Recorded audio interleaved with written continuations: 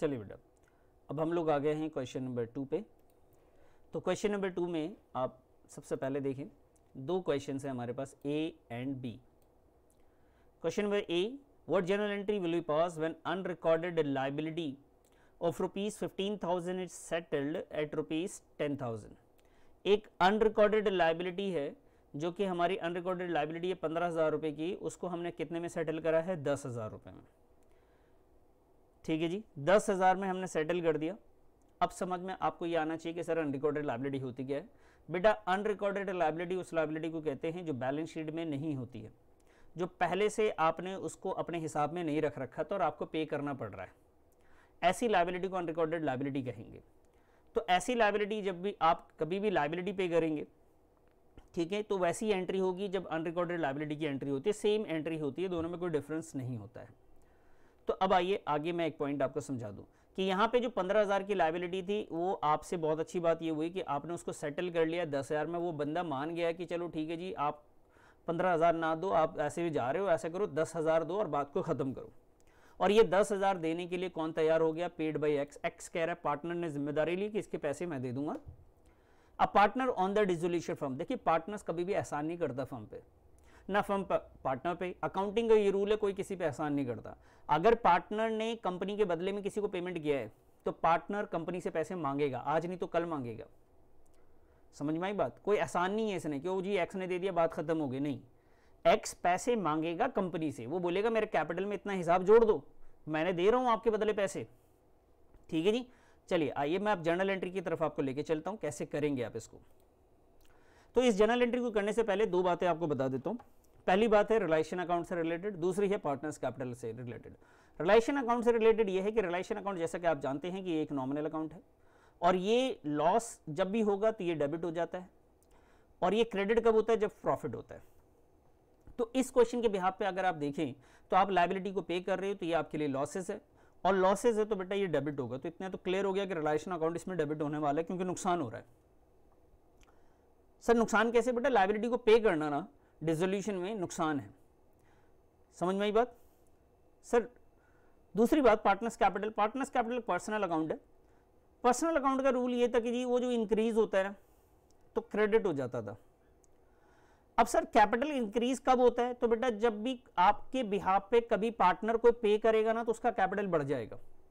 Partners को कभी profit मिलेगा ना तो उसका कैपिटल बढ़ जाएगा। वो मांगेगा कि जी मेरे हिसाब में प्रॉफिट जोड़ दो और उसके बाद मुझे पैसे दो। पार्टनर्स ने कभी कोई लॉस बियर करा, पार्टनर्स ने कंपनी से या फर्म से कुछ विड्रॉ कर लिया तो उसका कैपिटल कम हो जाएगा। तो इन दो बातों को याद रखेंगे, आपकी जर्नल एंट्री आसान हो जाएगी, बहुत आसान हो जाएगी। तो आइए सबसे पहले इसमें हमने लिखना है जी रियलाइजेशन अकाउंट। क्या लिखेंगे जी? Realisation account debit to. यहां पे पे करने वाले का नाम क्या था बेटा? एक्स था। मैं एक बार फिर से दिखा दूं, पे करने वाले का नाम है बेटा एक्स, तो यहां लिखेंगे एक्स कैपिटल अकाउंट। ठीक है जी, और ये पेमेंट जो है ना बच्चे, ये 10,000 हुई है 15,000 के बदले में, तो हमने ये 10,000 रुपये लिख दिया। ये पार्ट ए है, क्लियर? तो यहां पे हुआ कि रिलेशन अकाउंट को हमने डेबिट किया टू एक्स कैपिटल अकाउंट किया। रिलेशन अकाउंट को डेबिट इसलिए किया क्योंकि लायबिलिटी पे करना अपने लिए लॉस होता है, और कैपिटल इसीलिए इंक्रीज हो गया कि मैंने बोला उसने हमारे पे एहसान नहीं करा जी, वो हमसे पैसे मांगेगा और कहेगी जी हम आप मेरे हिसाब में लिख देना ये चीज़, मैं आपके पैसे दे देता हूँ। तो उसका कैपिटल इंक्रीज हो गया। कैपिटल इंक्रीज होता तो क्रेडिट करते हैं। नीचे नरेशन में लिखेंगे आप कि अनरिकॉर्डेड लायबिलिटी जो थी ना, अनरिकॉर्डेड लायबिलिटी, ठीक है, पेड बाई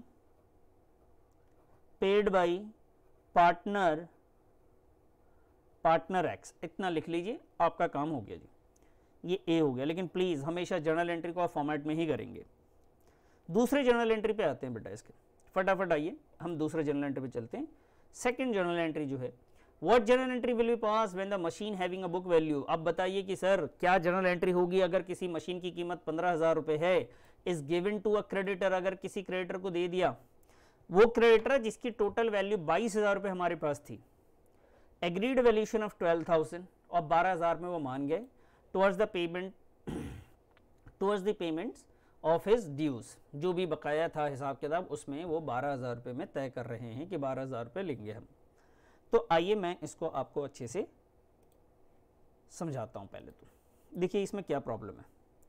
यहाँ पे ना बेटा जो क्रेडिटर है उसकी जो वैल्यू है उसको ध्यान दीजिएगा। क्रेडिटर की टोटल वैल्यू है ना बच्चे वो है 22,000, 22,000। क्रेडिटर कह रहे जी देखो आपको 22 देने हैं ना मुझे, तो आप ऐसा करो इसके दो हिस्से बना देते।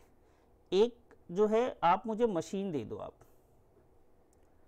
मैंने जी मशीन, मैंने हाँ मशीन जो आपके पास है ना, तो हमने बोला जी वो 15,000 की, उसने बोला 15 की है, मुझे 15 की मत दो।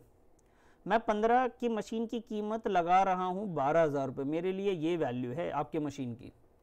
ये क्रेडिटर बहुत चालाक है, ये कह रहे जी 15,000 की मशीन है, मैं तो 12 ही दे पाऊंगा आपको। मैंने बोला यार चल ठीक है, बात को ख़त्म कर। अब ये 22,000 में वो कितना मान गया, वो 12,000 मान चुका है। अब उसका कितना पैसा मेरे पे बच गया बेटा, ये 15,000 रुपये उसके लिए कोई मायने नहीं रख रहा। मैंने बोला था बुक वैल्यू कोई मायने नहीं रखता है, जो सेल वैल्यू वगैरह है वो सेल वैल्यू एक्चुअल में 12,000 है। अब जो है बैलेंस कितना बच गया बेटा, बैलेंस जो 22,000 था उसमें से 12,000 को आप हटा दीजिए, कितना आया बेटा, ये आया 10,000। तो इसके बारे में जिक्र ही नहीं है क्वेश्चन में कि इस 10 का क्या करना है। तो बेटा आप यहां रखेंगे कि डिसोल्यूशन में क्वेश्चन में लायबिलिटी के बारे में अगर कोई जिक्र नहीं हो तो आपको समझना होता है उस लायबिलिटी को पे करना हमेशा जरूरी होता है।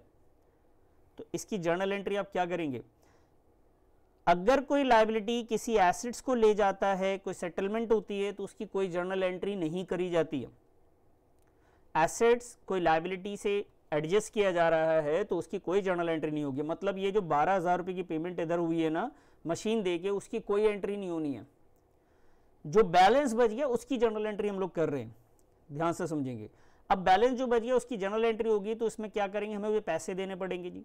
पैसे देंगे तो हम लिखेंगे साहब लायबिलिटी पे कर रहे हैं, लायबिलिटी पे करना हमारे लिए नुकसान है, लिखेंगे realisation account debit to cash and bank account, और नरेशन में लिख दें बैलेंस क्रेडिटर